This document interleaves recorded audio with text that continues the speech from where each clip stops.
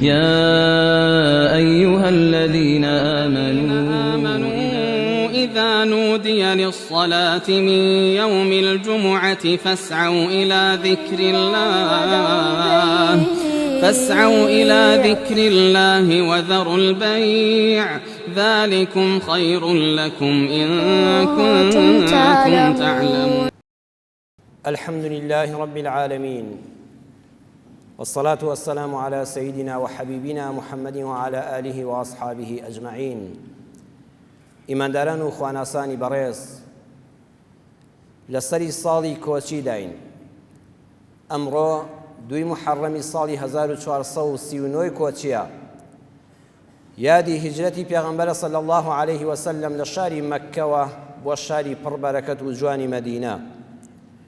هیجرەت و کۆچکردنی پێغەمبەر صلی الله عليه وسلم لە سەردەمی ئیمام عومەری فاروقا کرا بە سەرەتای ساڵی مسلمانان،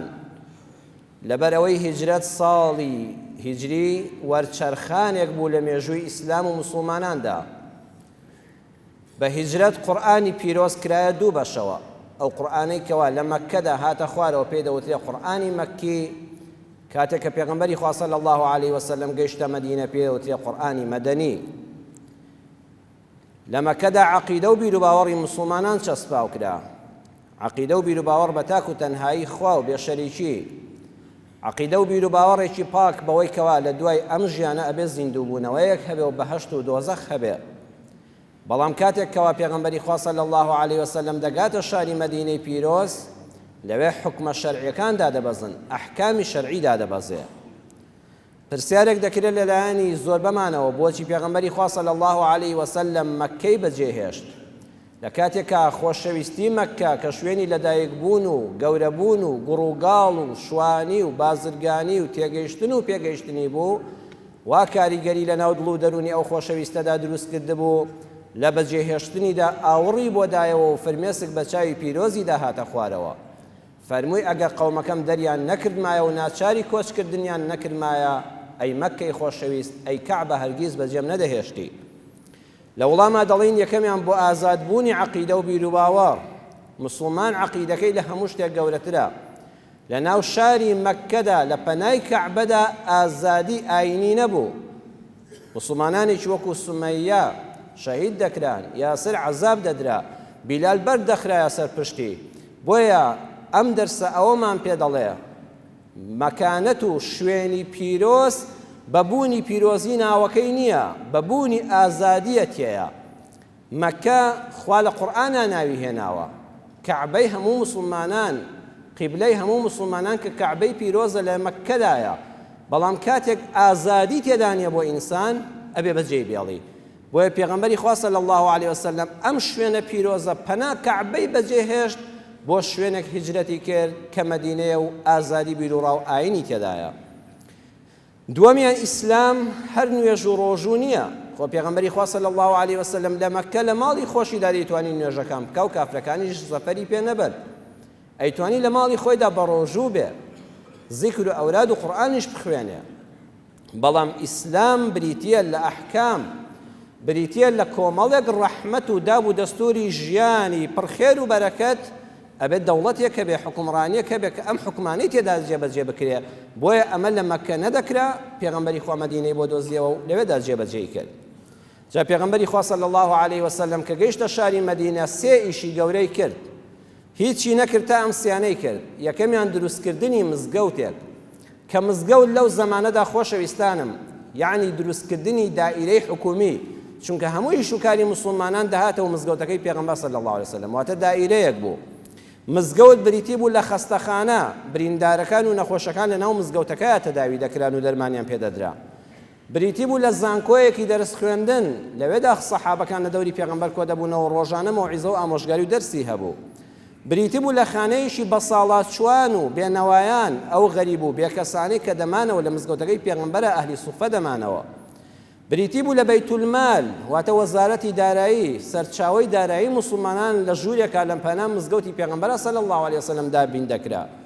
بریتی بوو لە دادگا، خەڵک شکوای حاڵی خۆی لە دەستەمی کەسێکی تر دێنایە خزمەت خۆشەویستی خوا لە ناو مزگەوتە. ئەم دەرسەی پێغەمبەر صلی الله عليه وسلم ئەوەمان پێ دەڵێ کاتێک کە ویستت دەوڵەت دروستکەی ئەبێ ئەم موەسسەسانە لە پێشدا دروستکەی کە پێغەمبەری خوا یەکەم جار بە ناوی مزگەوتەوە دروستی کردن. دووەمیان برایەتی خۆشەویستی چەسپاند لە نێوانی خەڵکی مەککە کە کۆچ کردووەکان بوون لە نێوانی یاریدەدەرەکان و مهاجیرەکان کە خەڵکی مەدینە بوون. هەر یەکێک لەمانی دەکرد بە برای یەکێکی تر و هاوبەشی ماڵ و سامانی دەبوو لە سەرەتادا. سێمیان نووسینەوەی دەستوری مەدینە. پێغەمبەری خوا صلی الله علیه وسلم دەوڵەتی ڕاگەیاند، ئەو دەوڵەتە دەستوری بۆ نووسرایەوە. دەوڵەتی مەدینە بریتی بوو لە دەوڵەتی بەیەکەوە ژیان. لەسەر ئەساسی ئەو دەستورە پێغەمبەری خوا صلی الله علیه وسلم توانی لە نیشتیمانێکە کۆمەڵە خەڵکی جیاواز کۆ بکاتەوە. هەندێک خەڵکی مەککە بوون، هەندێک خەڵکی مەدینە بوون. مەدینەیەکان لەناو خۆیاندا دوو هۆز بوون، ئەوس و خەزرەج 100 ساڵی ڕێک بوو شەڕیان بوو. 100 ساڵ بوو ناکۆچی ناوخۆ خواردبوونی. هەر 3-4 ساڵێک شەڕێک بەرپا دەبوو کۆمەڵێکی خەڵکیان لە یەکتر دەکوشت. توانی ئەمانە لەژێر سایە یەک دەستورا کۆ بکاتەوە کە ئەرک و مافەکانیان پارێزێ. پاشان هەر لە ناو مەدینە جوولەکەی تیا دەژیا. جوولەکەکانیش بۆ خۆیان چەند هۆزێک بوون، بەنو نەظیر و بەنو قەینوقاع و ئەوانە. پاشان گاورەکانی تێدا دەژیان، هەروەها موشریک و بتپەرستەکانی تێدا دەژیان، مولحیدەکانیش تێدا دەژیان. پێغەمبەری خوا صلی الله علیه وسلم هەمویانی کۆ کردەوە، بە ڕەزامەندی هەمویان یەکەمین دەستوری مەدەنی لە جیهاندا نووسی. سەروەریە بۆ پێغەمبەری خوا صلی الله علیه وسلم، شانازیە بۆ مێژووی موسڵمانان کە دەستور و نووسینەوەی دەستوری دەوڵەتی بەیەکەوە ژیان لە ئیسلامی ئێمەوەدا هاتووە. پێش ئەوەی غەرب و ئەوروپا بیزانێ ئیسلامی ئێمە ئەمەی دروست کردووە. و خۆشەویست دەوڵەتەکەشی ناونەنە دەوڵەتی پێغەمبەر. زۆر کتێب دەنووسێت دەوڵەتەکەی پێغەمبەرەوە هەڵەیە. دەوڵەتی مەدینە یعنی دەوڵەتی مەدەنی، دەوڵەتی مەدەنی یعنی دەوڵەتی بەیەکەوە ژیان. هەر هاوڵاتێک لەو وڵاتەدا بێ مافی ئەوەی هەیە لە دەستورە ناوی هەبێ و ماف و ئەرکەکانی پارێزراوە بێ. بۆیە حکومەت زۆر گرنگە، بوونی دەوڵەت زۆر گرنگە. لە حەدیثێکە کە ئیمامی طەبەرانی لە کەبیرە ڕیواەتی کردووە پێغەمبەری خوا صلی الله علیه وسلم دەفەرمێ الئیمارەة الفاجرة خەیر من الهەرج. حکومڕانیەک و حکومەت و دەوڵەتێک ئەگەر بێدینیشی تێدا بکرێ، فاجیر بێ، واتە ڕوو لە خواش نەبێ، بەڵام نەیفەرموو زاڵم بێ، بەس زاڵم نەبێ. حکومڕانیەکی بێدینی کە زۆر ڕوو لە دین و خواش نەبێ زۆر باشترە لە بێسەروبەرەیی و بێحکومەتی و هەر کەسە بۆ خۆی پەلامار بدە. پێغەمبەری خوا صلی الله علیه وسلم ئاماژەی بەوە کردووە ئاگادار بن موسڵمانان ئەی ئینسانەکان لە وڵاتێکە دامەنیشە کە حکومڕانی تێدا نەبێ. بوونی دام و دەستگایەکی حکوومەت، بوونی دەستگایەکی پاراستنی ئاسایشی سەر و ماڵی هاوڵاتیان، بوونی دادگایەکی قەزایی کە ئینسانەکان داوای مافی ڕەوای خۆیان بکەنەوە کە ستەمیان لێکرا، ئەگەر ئەو حکومەتە زۆر ڕوو لە دینیش نەبێ و فاجریش بێ،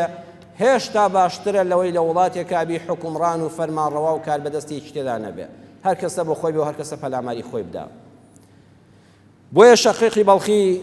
عالم و عارف و خواناس و ئەولیای خوا بە یەکێک لە کاربەدەستان کە هاڕونە ڕەشید بوو، یەکێک بوو لە کاربەدەستانی عەباسی پێیوت ئەو کاربەدەستە چوو بۆ لای عالمەکە. علەمای شەرعی ئەولیایانی خوا زۆر گەورەتر بوون لەوەی بچنە لای کاربەدەستان. هەمیشە زمانی قەدیم وا بووە کاربەدەستان چوونە خزمەت عالمەکان. وتێتی قوربان داوا لێ دەکەم نەسیحەتێکم بکە. ئەویش نەیوتۆ قوربان وەڵی کچەکەم تەعین نەبوو، ئەگەر ئەمر بکەی بەڵکو کوڕەکەشم بۆ تەعین کەن و کچەکەشم وا لێ بکەن و بەخوا عەرزیشم وە نەگرتۆ سیارەشم نییە و موچەکەشم کەمە. نەخێر عالم و زاناکانیش ئەوەندە بە عیزەت بوون هیچ کات باسی شتی خۆیانیان نەکردووە و داواکاری شخصی خۆشیان لە کاربەدەستان نەبوو، بۆیە کاربەدەستەکەش ڕێزی گرتووە، چونکە زانیوێتی ئەم پیاوە مەرامێکی خۆی بەم حکومەتە نییە. ئەمجا ڕووی تێکرد و وتی جەنابی شەقیقی بەڵخی ئامۆژگاریەکەم بکە. وتی هاڕونە ڕەشید پێم باش بوو کە هاتی و داوای نەسیحەت و ئامۆژگاری شەرعیت کرد، من بە پێی کەلیماتی خوا قسە لەگەڵ دەکەم. خوای گەورە ماڵێکی هەیە کە دۆزەخە، جەهەنەمی هەیە. تۆ کە ئێستا حکومڕانی خەڵکی دەرگاوانی ئەو دۆزەخەی،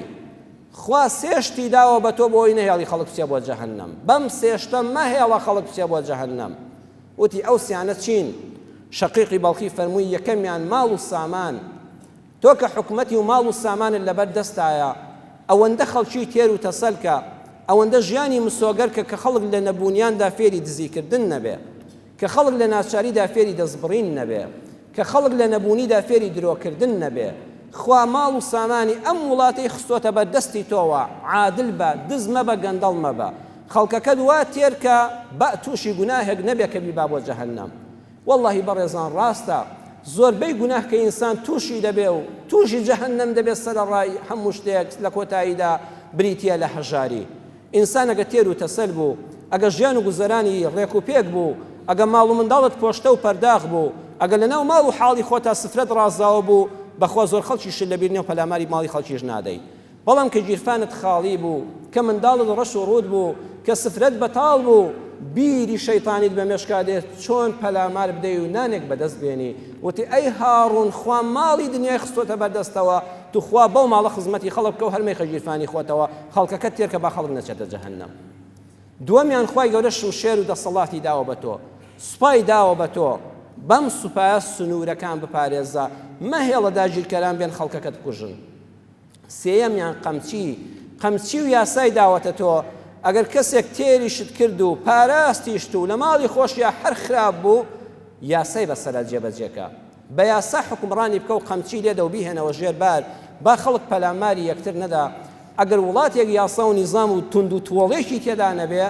زۆر جادول لە ڕووی جەنابتان مرۆڤە لاسارەکان یاسایەک نەبێ و غەرامەیەک نەبێ و قەمچیەک لە پشتیان نەدرێ، ئینسانی وا هەیە بە هیچ نایەتە ژێربار. وتی بە ئەمە نەرمیانکە، یاسایان بەسەرا جێبەجێ بکە. مامۆستای نامی مامۆستا مەلا عەبدولکەریم و مدەڕیس زانای پایداری کورد خوای گەورە غەریقی ڕەحمەتی خۆی کا و جێگەی باڵاکە لە بەهەشتا، لە یەک کۆپ لە شیعرا دەفەرمێ وڵات بێ سەرۆک بەربەرەڵایە، سەرۆکیش بێداد دەرد و بەڵایە. وڵات بێ سەرۆک بەربەرەڵایە، بەڵام سەرۆکیش بێداد دەرد و بەڵایە، هەر نەبێ باشتر ئەگە دادپەروەر نەبێ. سەروەرمان پێغەمبەری خوا صلی الله عليه وسلم لە صحیحی مسلمە فەرمودەکە هاتۆ دەفەرمێ ما من عبد يسترعيه الله رعيته يموت يوم يموت وهو غاش لرعيته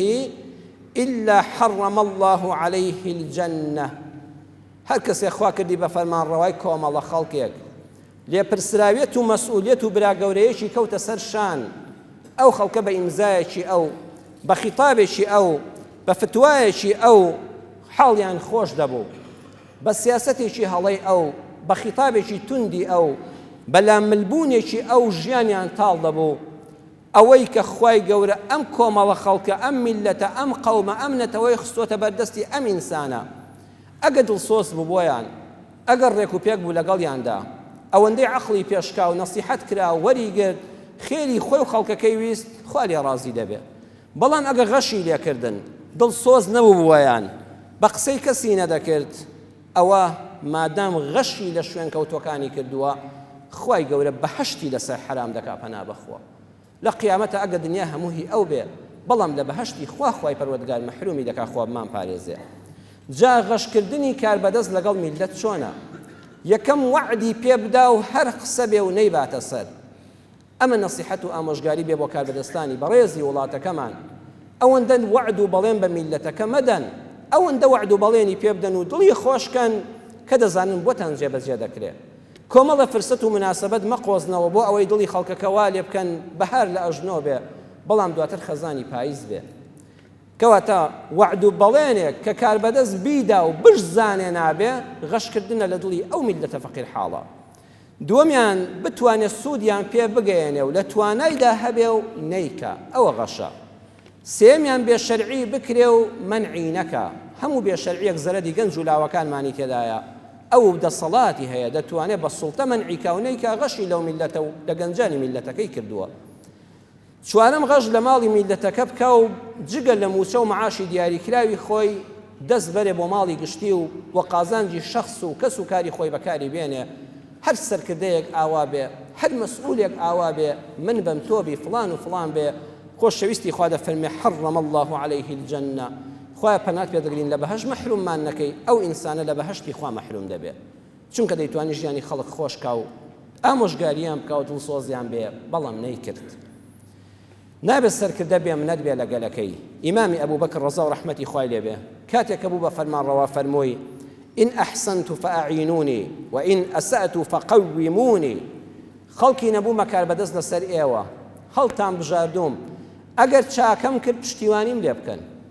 ئەگەر خراپەم کرد ڕاستم بکەنەوە ئیمامی عومەریش بە هەمان شێوە لە دوای ئەو کە بوو بە فەرمانڕەوا لە یەکەم وتاریدا فەرمووی ئەگەر خەڵکی نەبم ڕۆژە من ئاوا سەرم لار کردەوە بۆ لای دونیا لە شەرعی خوا و لە دەستور لامدا چیم لێ دەکەن پیاوێک شمشێرەکەی لە کێلانەکەی دەرێنا و وتی ئەو کاتە ئێمەش ئاوا سرد ڕاست دەکەینەوە یعنی سرد دەپەڕێنین وتی مەبەستن لە منە بە شمشێر سەری خەلیفەی موسڵمانان ڕاست دەکەیەوە وتی ئیاکە ئەعنی بقەولی بەڵێ ڕێک مەبەستم تۆیە ئەرە وەڵڵا هەر وەختێ غەشمان لێ بکەی و خیانەتمان لێ بکەی و بێمنەت بی بەرامبەرمان ئێمەش ئاوا بە شمشێر سرد ڕاست دەکەینەوە لە ملت دەدەین ئیمامی عومەر نەیفەرموو بیگرن ئەوە خیانەتکارە دەستەکانی بەرز کردەوە بۆ لای خوا فەرمووی الحمد لله الذي جعل في رعية من يقومني إذا اعوججت يا ربي خوایە حەمد و سەنا بۆ تۆ کە لەناو میلەتەکەمدا لەناو گەلەکەمدا لەناو شوێن کەوتوانمدا کەسانێکی تێدایە کاتێک کەلار بووم و لامدا بە ئاگام دێننەوە و ڕاستم دەکەنەوە ئەبێ کاربەدەستانیش مەمنونی ئەو کەسانە بن کە ڕاستیان دەکەنەوە جا ڕاستکردنەوە خۆشەویستان هەر شەر نییە بە شمشێر بێ ئەو زەمانە ئێستا ڕاستکردنەوەی کاربەدەست و سوڵتەی وڵات ئەگەر لایدا لە نیزام و دەستور بە چەند شێوەیەک دەبێت یەکەم لەلایەن نوێنەرانی خەڵکەوە ئەندامانی پەرلەمانەوە لە ناو پەرلەمانەوە کە پەرلەمان نوێنەری خەڵکە ڕەخنە لەو دەسەڵاتە بگرێ بەداخەوە ئێمە 26 ساڵە لەم کوردستانە من پەرلەمانێکم نەبینیوە نوێنەری ڕاستەقینەی خەڵک بێ لەگەڵ حرمەتم بۆ تاکێکی دڵسۆزیان هەمویان بەس نوێنەری گیرفانی خۆیانن معاشەکەی وەردەگرن و خواخوانە 2 ساڵ داخرێ بێ ئیش و کار بسۆڕێەوە لە ڕاستەقینەییدا من و تۆ هەموو ڕۆژێ نابێ لە ناو تەکسیدا لە ناو مەدیزدا باسی حکومەت بێ من نوێنەرم هەڵبژاردووە بە چەند هەزار کەسێک یەک کەس نوێنەرمانە کە ئەو حکومەتە لارەمەلی کرد و خزمەتی خەڵکی نەکرد پەرلەمانتار محاسەبەی بکە لێ بپرسێتەوە ئەو کاتە پێویستی من و تۆ نیم مێشکی خۆمان بەوە مەشغوڵ بکەین ئەو من نوێنەرم هەیە 4 ساڵ تۆ نوێنەر و وەکیلی منی هەر بێ خراپەیەکت بینی ئەو حکومەتە باش نەبوو ئەبێ تۆ محاسەبەی بکەی ئەبێ لە پەرلەمانە بانگی بکەیت دووەمیان مامۆستایانی ئاینی لە مزگەوتەوە بە زمانی شیرین بەبێ تەشهیر بەبێ ناوهێنانی هیچ کەسێک مامۆستای بەڕێزی ئاینی لە مزگەوتەوە دەرسی نەسیحەت پێشکەش دەکا ئێمە قەت مافی ئەومان پێ نادرێ تەوجیه و قسەمان بکەینە شەخسێکی دیاریکراو بڵین فڵان کەس ناوی بێنی جا ئەوە مەسئولێک بێ گۆرانی بێژێک بێ ئافرەتێک بێ پیاوێک بێ ڕێگەمان پێ نەدراوە پێغەمبەری خوا صلی الله علیه وسلم قەت لەسەر مینبەرەوە ناوی کەسی نەدەهێنا دەیفەرمێ ئەمە سیفاتی ئەم کەسانەیە ئەو کەسە با بخۆی تێبگا مافی ئەوە نییە کەس بشکێنی ئیشی ئێمە وەکو مامۆستایانی ئاینی دروستکردنی ئینسانی ساڵحە بۆ وڵات کاتی خۆی بەڕێزان شورای چین هەها یەکێکە لە 7 شتە سەرسوڕهێنەرەکەی جیهان ئەو وڵاتی چینە هاتن بە چەند ساڵی زۆر ئەمجا شورای سین کە هەمووتان بینیوتانە شورای وڵاتی سینیان دروست کرد وتیان تازە هیچ هێزێکی داگیرکەر ناتوانێ وڵاتی سین چین داگیر بکە چونکە شورای هەیە ئەو شورا عەجیبەی کە لەسەر مانگەوە دی بەڵێ کاتی ئەم شورایە دروستکرا لە دوای ئەوەوە 3 جار چین لەلایەن ناحەزەکانیەوە داگیر کراوە ئەزانن چۆن داگیر کرا لە ڕێگەی کڕینی دەرگاوانی قەڵاکان و شوراکانەوە بە پارە دەیان کڕین خیانەتیان بە وڵاتەکە دەکرد و دەفرۆشرا کەواتە ئەگە حکومەتیش هەبێ دەستگایەکی بەهێزی پاراستنی وڵاتیش هەبێ خەڵکەکە دڵسۆز و پاک و خاوێن نەبێ ئەو وڵاتە داگیر دەکرێت ئەو ئینسانە خۆفرۆشانە دروست دەبن ئیشی مزگەوت و مەلا ئەوەیە نەسیحەتی کاربەدەستان بکە بە پێگەیاندنی خەڵکی دڵسۆز نەک ماستاوچی سێم ڕۆژنامەنووس و ڕاگەیاندن بە ئینسافەوە دەستگای ئیعلامی ڕەخنەی بنیادنەر بگرێ و هەڵەکان بخاتە بەرچاو بە ئومێدی چارەسەرکردن چوارەم سیاسەتمەدار و کەسانی دنیادیدا ئەوانەی وەکو بەڕێستان دنیایان بینیوە لە سیاسەتە سەریان دەردەچێت لە نەسیحەت لە نزیکەوە بچن نەسیحەتی کاربەدەستان بکەن بڵێن ئەم کارەی تۆ عاقیبەتی خێر نابێ بڕوا بکە ڕۆژە خۆش لە ناو دەچی و خەڵکەکەش لە ناو دەچێت ئەمە ڕاستکردنەوەیە ئەبێ کاربەدەستیش زۆر بە سینەیەکی فراوان و بە مەمنونیە وەری بگرێ خۆشەویستان و مسلمانانی بەڕێز میلەتی کوردی ئێمە وەکو هەموو میلەتانی دنیا هەوڵی سەربەخۆیی داوە بەڵام ڕووخاوە و ڕووخێنراوە بەهۆی سێشتەوە زۆر جار بووینە حکومەت ئێمە زۆر جار بووینە خاوەن ئاوای خۆمان بەڵام ڕووخاندیانین و ڕووخێندراین سەبەبەکەشی سێشت بووە یەکەم ناتەبایی ناو خۆمان زۆر جار دەسەڵاتداری کوردی حکومەتی کوردستان بەدەستی کورد لە ناوچۆتەوە ئەوە مێژوو بابەتێکی دوور و درێژە بیخوێنەوە چەند جار کوردی لە ناو بردووە. دووەمیان ساویلکەی و دڵسافی و دەرزوەرنەگرتن لە مێژوو. سێیەمیان پیلانی دوژمنانی دەرەکی کە دایمە ناکۆکن کە دێنە سەر ئێمە هەمویان برای داکوباوی یەکترن و پشتی یەک دەگرن دژی میلەتی کورد. هەمیشە دوژمنانی کورد ناکۆکن لەسەر یەک قەزیە کۆکن ئەویش دوژمنایەتی کوردە. ئەوە مێژوو بە درێژایی خۆی هەروە بووە. مامۆستای گەورەی کورد مامۆستا مەلا عەبدولکەریمی مودەڕیس لە شیعرێکدا بە ناوی گەلێکم هەیە ئاوا وەصفی میلەتی کورد دەکا با جوان گوێی بۆ بگرین بزانە ئەم عەلامە گەورەی کورد ئەم عالم و زانایە چۆن میلەتی کورد وەصف دەکا. گەلێکم هەیە لە گەلانی گەل بۆ جوانمەردی ئەکرێ بە مەسەل چ لە ڕووی زانست چ لە ڕووی کردار چ لە ڕووی پارێز یا پاشی ئاسار بۆ سەخاوەت و غیرەت و مەردی بۆ شەجاعەت و زیرەکی و وردی بۆ مەسەل ئەڵێم گەلێکم هەیە وێنەی ئەفرادی لە دنیا نییە بەڵام ئەو کاتەی تێکەڵ بن بە یەک دێتە خوارەوە پایە بۆ سەد یەک بەڵام ئەو کاتەی تێکەڵ بن بە یەک دێتە خوارەوە پایە بۆ سەد یەک گەورەیان ناوێ ئەگەر گەر لە خۆیان بێ گەورەیان ناوێ گەر لە خۆیان بێ گەر بێگانە بێ چێ دێ بڵێن بێ سڕی ئەم وەزعە ئەوەیە باین هەموو داواچی کوڵاوی شاین گەلێ سادە دڵ غوڵامی وەختین بۆیە بەم پایە لەگەڵ بەدبەختین ئەمڕۆ پاش لێدان خەڵاتیان بکەی ناڕوان نەدوێنێ و ناڕوان نەسبەی لێیاندا داکاریان بکات دوای خەڵاتیشی بدەیە دوێنێ لەبیر دەچێتەوە. فعلا ئەو دەردی دڵسافیە ئەو وانە وەرنەگرتنە لە مێژوو زۆر جار دەوڵەت و حکومەتی کوردی ئێمەی لەبەین بردووە. ئەمڕۆژ کە ئێمە لەم کوردستانی باشووردا داوایەکی ڕەوای خۆمان بەرز کردوێتەوە ئەڵێن وەکو ئەو گەلانەی دنیا چه عیبی هەیە ئێمەش ئاڵای خۆمان هەبێ چه عیبی هەیە 26 ساڵە حکومڕانی خۆمانین ئەگەر ئێستا ناومان دەوڵەتی کوردستان بێ. ئەمە گرفتی گەورەمان بۆ دروستکرا. یەکەمیان سێ گرفتمان هەیە. سێ گرفت ڕۆژانە گوێی من و تۆ ئازار دەدا دڵەکانمان وەکو کوردێکی پاک ناڕەحەت دەکا. یەکەمیان بێوەفایی عەرەب. بەداخەوە بەختی ئێمە وابوو لەناو میلەتانی جیهاندا بووینە دراوسێ عەرەب. عەرەبێک کە خزمەتمان کردوون بە درێژایی مێژوو ساڵی 1967 شەهیدی سەرکردەی کورد مامەڕیشا ئەو قارەمانەی کە بەداخەوە هەر بەدەستی کوردیش لە ناوبرا لێرەوە چۆتە فەلەستین بە ئەرشیڤ لامە کاتی خۆی وتوێتی شاهید حاڵەکان با عەرەبەکانی فەلەستین ڕزگار و سەربەخۆ بن ئەم جادەینەوە کوردستانیش ڕزگار دەکەین. ئێمە ئاوا بووین لەگەڵ عەرەبەکاندا لە هەر شوێنە ستەمیان لێکرابێ چین دیفاعمان لێکردوون. ئەگەر ئەو کاتەی شەڕیان لەگەڵ کراوە دیفاعمان لێکردوون ئەوەتانە هەر ئەم 2 ساڵە چەند هەزار کەسی کورد شەهید کرا لە پێناوی پاراستنی ئەواندا. ئاوارە بوون دەرگامان بۆ کردوونەوە 1,800,000 عەرەب ئێستا هاتۆتە هەرێمی کوردستانەوە. کەسیش ڕۆژێ لە ڕۆژان کە حورمەتدارانی پیاوانی وەکو جەنابتان کەس تفێکی بەرەو ڕووناویشتون کە ئەوە جێگەی دەستخۆشیە هەموو ڕێزمان لێگرتوون هەموو دەرگامان بۆ کردوونەوە هەموو بازاڕمان بۆ کردوونەوە. پیاوەتی و مەردایەتی گەلی کورد لەبەر چاوی دنیا سەلماوە کە ئێمە ئاواین. ئەو جێشەی کە پەلاماری داین و دایک و خوشکەکانی ئەنفال کردین و ئابڕویان تکاندین بە زەلیلی کەوتن دەستی ئەم میلەتی کوردە لە 91 نان و مزگەوت و خوانمان بۆ کردنەوە و ڕەوانەی ناو ماڵ و حاڵی خۆمان ناکردنەوە. ئەمە بە چێ دەکرێت ئەگەر غەیری کورد؟ بەڵام هەر ئەو عەرەبانە بوون سەرکردەکانیان بەداخەوە بەهۆی ساویلکەیی سەرکردەکانی ئێمەوە لە مەسیف و لە دووکان باخیان دەدرایە خانوویان دەدرایە. شەهیدەکان و ئەنفالەکانی خۆمان هێشتا کولانە خانوویەکیان نەبوو. سەرکردەکانی عەرەبی ئێستا کە لە بەغان لەو دوکان و مەسیفە خانوو باخ و تەلاریان بۆ دەکرا و ڤێلایان پێشکەش دەکرا. بەڵام عەرەب یەک عادەتی هەیە کە تێری خوار تۆ دەخوا. هەر ئەو عەرەبانە ئێستا پەلامارمان دەدەنەوە. ئەو هەموو چاکەیە ئەو هەموو ڕێزگرتن و شەڕ لەسەرکردنە بەداخەوە هیچ بەرهەمێکی وای نەبوو. بەداخەوە ئێستا عینی زەمانەکەی موفتی زەهاویە نازم جەنابتان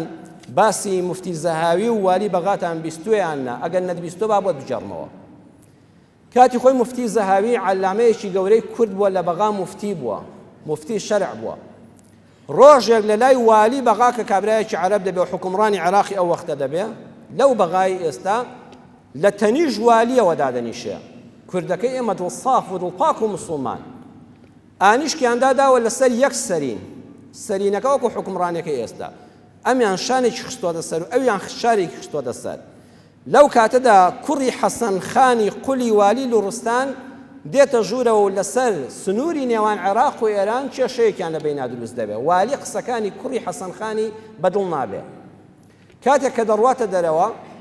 یەکسەر بەبێ ئەوەی هەست و شعور بەوە بکە ئاخر خۆ مفتی زەهاوی کووردە ئەڵێ توخوا وەرن پێم ناڵێن فەرق چییە لە بینی کورد و کەرە ئەرێ توخوا فەرقی کورد و کەر چییە مفتی زەهاوی هەر یەکسەر ڕاست دەبێتەوە وڵا قوربان جیاوازیمان بەس ئەم سەرینەیە جیاوازی نێوان کورد و کەر بەس ئەم سەرینەیە یعنی من کورد و تۆ کەری ئەوە تا سەرینەکە لە نێوانماندایە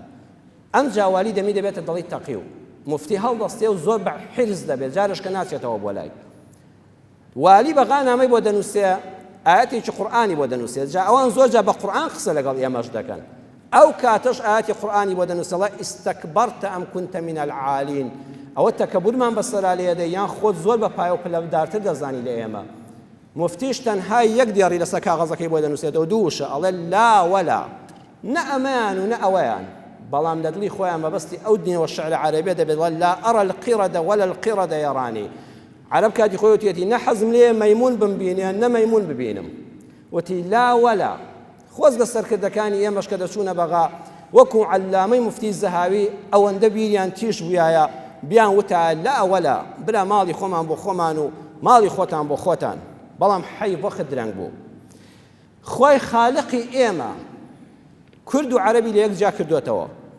ئێمە تەنها دینەکەمان یەکە ئەو دینەش مای ئاشتەواییە دەتوانین لەسەر مێزی ئاینی ئیسلام دوو میلەتی تەبا و برای ئینسانی و ئیسلامەتی بین بەڵام لە هەموو شتێکی ترا خۆی گەورە جای کردوینەوە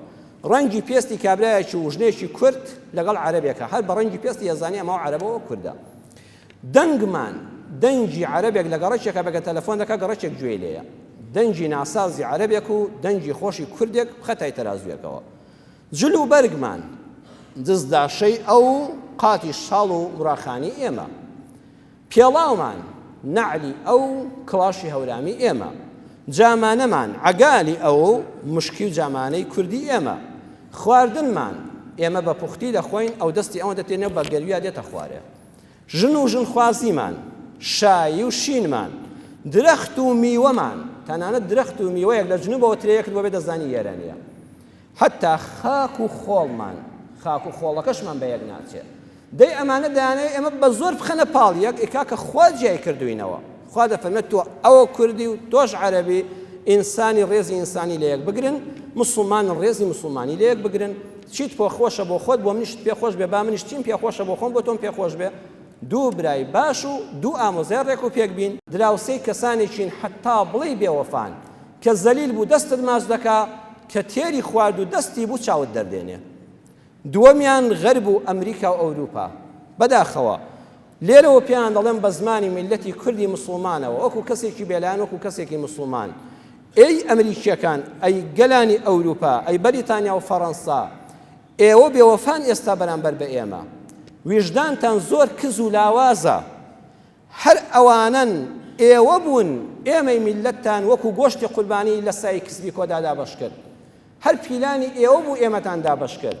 100 دانە ساڵ دوای ئەوە داوای مافی خۆمان دەکەین دەلێمان گەڕێن یان دیارە ئێوە بڕیارتان داوە یان دەمێکە بڕیارتان داوە کە نەهێڵن ئێمە سەر بەخۆ بین عەلامەی گەورەی کورد کە زەحمەتە جارش کە مەلای وا لە کووردا هەڵکەوێتەوە شێخ محەممەدی خاڵ مامۆستا شێخ محەممەدی خاڵ زانا و ئەدیب و شاعیر و قازی لە کتێبی خۆیدا کتێبێکی هەیە بە ناوی لە سەرگوزشتەکانی ژیان لە لاپەڕەی چلودوودا ئەمە قسەی شێخی خاڵەکەم بۆتان دەگەڕمەوە ئەڵێ کابرایەکە بوو بەریتانی بوو ناوی مێجەر ئەدمۆنس بوو مستەشاری وەزارەتی ناوخۆی عێراق بوو ڕاوێژکار بوو هەموو ساڵێ هاوینان دەهات بۆ سلێمانی پیاوێکی زۆر وریا بوو کوردی وەکو ئینگلیزیە زانی هەموو گەورە پیاوەکانی سلێمانی و هەموو خوێندەوار و ئەدیبەکانی دەناسی جا ئەوانەی کەوا سەفیری وڵاتانی ڕۆژئاوان ئەوە زۆر بە وردی بیر دەکەنەوە هەموو کەس دەستنیشان دەکەن ئەڵێ ساڵی کۆتایی کە دەڕۆیشتەوە بۆ بەریتانیا معروف جاوک کە پارێزگار و محافزی سلێمانی ئەو وەختە بوو دعوەتی کرد منیشی وەکو مەلایەک و پیاوێکی کەسایەتی سلێمانی دعوەت کرد چوم لە مەجلیسەکەیە دانیشتم تەنانەت ئەو کابرایە ئەو ئەدمۆنسە دەیزانی من فەرهەنگی خاڵ دەنووسم وتی تەواون نەکردوتم خوایە بێت تەواوی دەکەم ئەڵێ زۆر ڕێزمان لێگرت و ڕۆیشتەوە ساڵ بوو بە ساڵی 1955 حەماغای کوڕی عەبدوڕەحمان ئاغا چووە لەندەن لە سلێمانیەوە بە نەخۆشی کە هاتەوە چووم بۆ لای وتم ئەو کابرایە مێجەر ئەدمۆنسن نەبینیە وتی بەرەوەڵا پیاوێکی وەفادار بوو لە خەستەخانە هات بۆ لام کە لە خەستەخانەش دەرچووم لە لەندەن بردمیەوە ماڵی خۆیان و دەعوەتیشی کردم بە دەستوری خۆیان زۆر ڕێزی لێگرتم پێم وت بۆ کورد هیچتان نەکرد وتی وەڵی حەماغا کاتێک کە هاتمەوە بەریتانیا راپۆرتێکی دوور و درێژم نووسی بۆ وەزیری خارجی بەریتانیا بۆم نووسی کورد نەتەوەیەکی چەند ملیۆنیە خاوەنی فەرهەنگ و علم و زانی و زانست و پیاوی زانایە ئازان زیرەکن بەوەفان تێگەیشتون دانان حەقیانە مافی خۆیان لە وڵاتی خۆیاندا هەبێ و سەر بەخۆ بن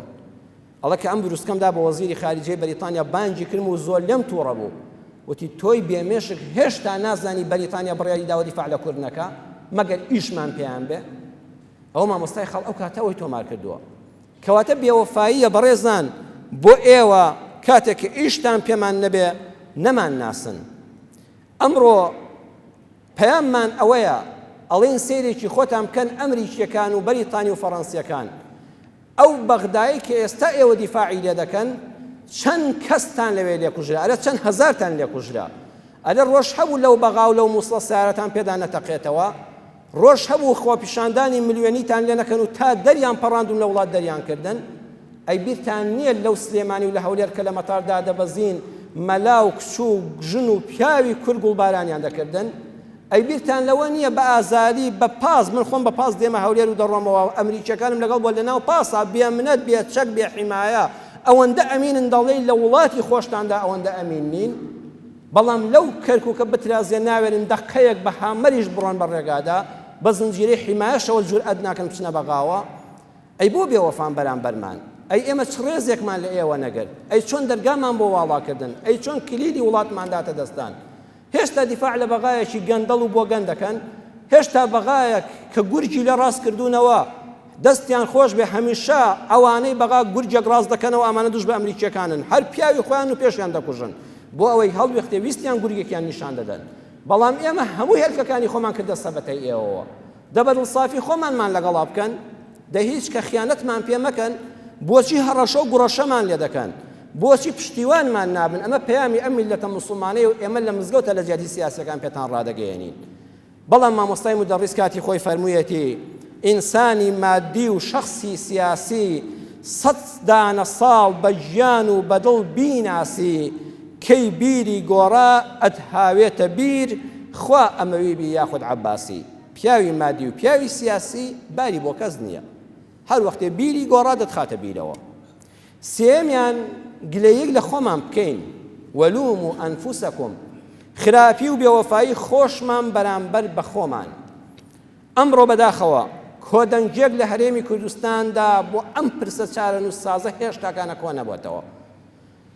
الحەمدولله بەندە وەکو کابرایەکی بێلایەن قسە دەکەم لەبەرەوەی پەیوەندیم بە هیچ کەسێکەوە نییە لە ماڵی خۆمەوە هەمیشە عەرزی جەنابتانم کردووە دێمە مزگەوت لە مزگەوتەوە خەریکی کار و کەسابەتی خۆم و دەچمەوە ماڵی خۆم نە بە حەیاتی مەقەڕی حیزبێکم دیوە نە چاو چڕوچاوی مەسئولێکیشم لە ژیانە بینیوە نە بە حەیاتی 250 تا دۆلاری حیزبێکی شاتۆتە ماڵمەوە بەڵام ئەمە ڕاستیەکانن دەبێت بیاڵێن بۆیە بە جورئەتەوە دەتوانم بیاڵێم هێستا کۆدەنگی ناوماڵی کورد نییە بۆ هیچ کوردێک نییە بڵێ سەر بەخۆیم ناوێ باوەڕ ناکەم بەڵام کاکەی گیان ئێمە 26 ساڵ حکومڕانێکی جوانمان پێشکەش نەکردووە 26 ساڵ حکومڕانین هێشتا کارەبامان کارەبا نییە ئاومان ئاو نییە مەترسیمان هەر لەسەرە هەر دوا دەکەوینەوە هەر خۆ دەخۆینەوە هەر شەڕی ناوخۆ هەموو ڕۆژ لەسەر پێ هەڵایسێتەوە هەر سلێمانی هەولێر دابەش کراوەتەوە هەردوو ئیدارەیە هێشتا ئەمریکیەکان تعلیقمان لێدەن ئەڵێن ئامۆژگاری سلێمانیش و هەولێریشمان کرد وەڵای ئەوە مردنە بۆ هەمووتان مردنە بۆ سەرکردەکان مەبەستنەوەی نەک لە ڕووی جەنابتان هێشتا ئەوان ئامۆژگاریمان وا دەکەن بە سلێمانیش و بە هەولێریشمان کردووە تو خواوەرە دوو پارێزگا بەیەکەوە ئیدارە نەکەی نەتوانی وەحدەتێک لەناو خۆتا دابینکەی کەواتە 26 ساڵ لە حکومڕانێکی وا جوانمان پێشکەش نەکردووە خەڵک زۆر ئاواتی بۆ بخوازێ کاکە ئەو خەڵکەش مەترسی ئەوەی هەیە دەڵێ هەر ئەم گورگانە بێنەوە سەرکار حاڵم لە جاران خراپتر دەبێت ئەوە هۆی ناتەبایی ناوخۆمانە دووەمیان هەمیشە ئێمە وا بووین حەزمان بە چارەی یەکتر نییە سبحان الله ئەم کوردە مەلای کورد ڕقی لە مەلای کوردە دکتۆری ڕقی لە دکتۆرە ئەندازیار ڕقی لە ئەندازیارە دراوسێ ڕقی لە دراوسەیە خەریکی بوختان و غیبەتین بۆ یەکتر دکتۆر عەبدوڵڵا پەشێ و شاعیری بوێری کورد کە بەداخەوە دەبووە ئێستا ئەو پیاوەیان بێنایەوانێ بۆ ئەو ئاهەنگانەی کە دەژێڕدرێن نەک کەس من مەجال منە زۆسەی تەلەڤیزیۆن کەم بیستومە دەڵێن ئافرەتی بیانی گۆرانی بێژ دێنن ڕەقس و سەما دەکات لە کاتی خۆپیشاندانەکانی خەڵکە لە کاتی پشتیوانی لە ڕیفراندۆم و ڕاپرسی داڵەن گۆرانی بێژ گۆرانی دەڵێ ڕەقس و سەما دەکرێت ئەوایە ئەم پیاوە کورد پەروەرەیان بێنایەوە بە شیعرە حەماسیەکانی بە شیعرە ڕەخنەگرەکانی حەماسەتی خەڵکی کوردی بجوڵاندایە دکتۆر عەبدوڵڵا پەشێوی قارەمانی کوردی هەولێری دەڵێ کوردستانم بە گۆڕەپان دێتە بەرچاو سربەخۆییش بە تۆپێکی باش فودراو لەوەتی هەین ڕاکە قەدەرمانە چارەنووسە قەد نەسرەوین تۆپ باڵ بگرێ و ئێمەش بە لەز وەدووی کەوین هەر جارێکیش تۆپەکەمان دێتە بەر پێ لێی دەبینە دوژمنێکی شێت و دڵڕەق هەتا هێزمان لەبەردایە دەیدەینە بەر پێ لە قەوشەق 100 ساڵ بەدی تۆپی کوردایەتی و سەربەخۆی داویاڵین کە هاتە بەر پێمان شەقی تێڵ دەدەین فعلا دەڵێ بۆ ئەم کاتە نووسراوە خۆمان شەقی تێڵ دەدەین خۆمان ناهێڵین ئەگەر پێشمان بدرێ بێتە باوەشمانەوە ئەیتەقێنین بۆ بابەتی ڕیفراندۆمی 25ینەوە ئەبێ هەڵەیەکتان بۆ ڕاستکەمەوە بۆ ئەوانەی کەوا میدیاکارن زۆر جار لە تەلەڤیزیۆنەکانەوە لە ڕۆژنامەکانەوە دەنووسرێت دەوڵەتی کوردی بەڵێ بۆ دەوڵەتی کوردی ئەو وشەیە هەڵەیە ئەبێ بوترێت بەڵێ بۆ دەوڵەتی کوردستانی واتە ئێمە دەوڵەتێکی نیشتیمانی ئیشاڵڵا دروست دەکەین نەک دەوڵەتێکی نەتەوەی کەوتت بەڵێ بۆ دەوڵەتی کوردی بەڕێزان هەڵەیە ئاگاتان لێبێ یعنی ئێمە ئەوەی غەیری کوردە سەری دەبڕین دەوڵەتەکەمان نەتەوەی نییە ئێمە دەوڵەتێکی نیشتیمانی دروست دەکەین نیشتیمانی کوردستان دەگەین بە جێگەی پێکەوە ژیانی هەموو گەلان هەر عەرەبێک لە ناوماندایە پارێزراوە هەر تورکمانێک لە ناوماندا پارێزراوە هەر یەزیدێک لە ناوماندا پارێزراوە کوردستانی هەمووان واتە دەوڵەتی نیشتیمانی ئێستا خەڵک ڕەخنەیەک ڕەن بێ بە ئاگا بێتەوە کاتی خۆی دەیانگوت ئەی بۆ پێغەمبەر دەوڵەتی کوردی ڕانەگەیاندووە ئەی بۆ سەلاحەدینی ئەیوبی ئەو هێزەی هەبوونەی دەگوت دەوڵەتی کوردی بەڕێزم ئێستا تۆش ناتوانانی بڵێی دەوڵەتی کوردی دەوڵەت ئەبێ نیشتیمانی بێ واتە دەوڵەتی کوردستانی یعنی نیشتیمانی کوردستان ماڵی هەمووانە بۆیە ئەگەر دروشتمتاندا نابێ بڵێ میدیاکاران بۆ دەوڵەتی کوردی بەڵێ بۆ دەوڵەتی کوردستانی نیشتیمانی پەیامی ترمان ئەوەیە دەبێ هەموو کەس ئازاد بێ ڕاپرسی ئەگە بکرێ ئەگە تۆ یەقینت هەبێ هەموو عالەم هەر بەڵێ بێ ئێتر پرسی بۆ چییە ئەم هەموو سندوق و ژماردنی دەنگ و چاودێری بۆ چێ بەڕێزم کەواتە ئەبێ لە گشتپرسیدا بڕوات بەوە هەبێ خەڵکێک لە ماڵی خۆیەوە تااقەتی نیە هەر ناچێ بۆ دەنگدان خەڵکێک هێڵە نەخێر من بەمە ڕازی نیم خەڵکێک دژی دەوەستێتەوە خەڵکێکی دەڵێ بەڵێ لەسەر چاوان ئەبێ ئێمە وڵاتەکەمان بە ئیزنی خوا لە ئێستاوە بڕیاری ئەوە بدەین کوردستانێکی ئازاد دەنگی ئازاد هەبێ نابێت سەرکوتکەین نابێت یەکتر خیانەتکارکەین هەموو ئەوانەی دەڵێن نەشخێر کاکەجان نابێ بڵێن خیانەتەکارن دەڵێن نەخێر لە ئێستادا بۆ نمونە ناخێر ناچم دەنگ بدەم ناخێر من کاکە ژێر دەستەیم پێخۆشە دەی مادەم ژێر دەستەی خۆشە لە ماڵی خۆتا دانیشتە ئەبێ ڕێز لە یەکتر بگرین تکام وایە لە ڕۆژی دەنگداندا کەس بەگشت کەسانە چێ ئەم پەیامەمان هەر بۆ ئەم شارە نییە بۆ هەموو کوردستانە بەگشت کەسامە چۆ لە کەسیش مەپرسە دەنگت بە چێدا ها چەند ناشرینە ئێستا جەنابەت لە هاوڕێکەت بپرسی لە تەنیشت دراوسەکەت پرسی ئەرام نیوەڕۆیەت چییە خۆی دەنگدان مافی شەخصە من دەنگ بە چێ دەدەم دەنگی پێ نادەم هەر ناچم هەر ناچمە ژوورەوە هەر لە ماڵی خۆما دەبم ئازادم هەر وەک تۆش ئازادی چێش زیاتر هەوڵ بدا زیاتر ئیقناع بە خەڵک بکە کەواتە دەبێ هەمومان ئازاد بین تکایە خۆ پارێزن لە تەخمینکردنی یەکتر لەوەی دوژمن زیاتر بە خۆمان خۆشکەین با ئەم دەرگایە داخین گرنگەوەی ئێمە وڵاتێکین بڕوانمان بە ئازادی ئینسانەکان هەیە خەڵک ئازادە دەنگ بە چی دەدا بابیدا سێم وەڵای ئەم ڕاپرسێژم پێ زیادەیە ئەم مەسرەف و ڕیفراندۆمەش بەلای منەوە شتێکی زیادەیە ئەزانن بۆ حکایەتێکی خۆش هەیە زۆر جاڵان مامۆستا حکایەت زۆر دەژێڕێتەوە بەڵام حکایەت چاک دەشتت دەگەیەنێ چاگەی باتە مێشکتەوە بەرچاو ڕوونیە ئەڵێن کابرایەک هەبووە 20 دانە ساڵ بە تەمای کچێکی دڵداری خۆی بوو 20 دانە ساڵ چوە خوازبێنی براکانی پەلاماریاندا و برینداریان کرد تەقەیان لێ کرد ماوەیەش کە باسی کردەوە ڕاویان ناو خانووەکەشیان سووتاند و دەربەدەری وڵاتانیشیان کرد ماوەیەش کە باسی کردەوە برایەکیان کوشت ماوەیەش کە باسی کردەوە باوکیشیان کوشت 20 دانە ساڵ ئەم پیاوە ماڵی ڕۆی سەری ڕۆی کەس و کاری ڕۆی حاڵ و ئەحواڵی ڕۆی هەردێک و واز لەو کچە نایەنم دوای 20 دانە ساڵ بە چەند پیاوی بەڕێز و حرمەتداری وەکو ئەم ڕیشتیانەی مزگەوت ناچابوون کچەکەیاندایە ئەڵێ خۆش ئەوە بوو لە کاتێکا دەستی لەناو دەستی خەزووریا بوو مامۆستا وەکو عرف و عادەت مەلای دینی دەیگوت کوڕم تۆ ڕازی ئەم کچە هاوسەری ژیانت بێ کوتی توخوا مامۆستاوە پرسیارە من ماڵم وێران بوو 20 دانە ساڵە بریندار کراوەم خانوو سووتێنرا برام کوژرا باوم کوژرا ماڵم ڕووخا ئێستا تۆڵێ ئەلە ڕازی ئەمە ژنت بێ کوڕە من هەموو ژیانم بۆ ئەمە بووە وەڵی کاکی بەڕێزم ئێمەش 100 دانە ساڵە ڕاگواسراوین خانومان سووتێنراوە کوژراوین شیمیاباران کراوین زیندە بەچاڵ کراوین ئەنفال کراوین کۆڕەومان کردووە ئەلە توخوا بۆ جوانی کردومانە هەر بۆ سەر بەخۆی نەبووە توخوا پرسی دەوێ ئەمە